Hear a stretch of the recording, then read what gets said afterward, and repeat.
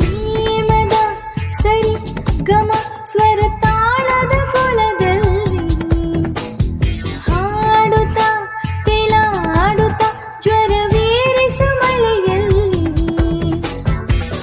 ಒಂದೂರಲ್ಲಿ ರಾಜ ರಾಣಿ ನೂರು ಮಕ್ಕಳ ಹೆತ್ತ ಕತೆಗೆ ಲೋಕದ ರಾಜಕುಮಾರ ಕೋಟೆ ದಾಟಿ ಬಂದ ಕತೆಗೆ ನಾಯಕ ನೀನೇ ಆ ಚಂದ ಕತೆಗೆ ನಾಯಕಿನ ನದೀಂ ಧೀಮ್ತನ ನದೀಂ ಧೀಮ್ತನ ಮಧುರ ಪ್ರೇಮದ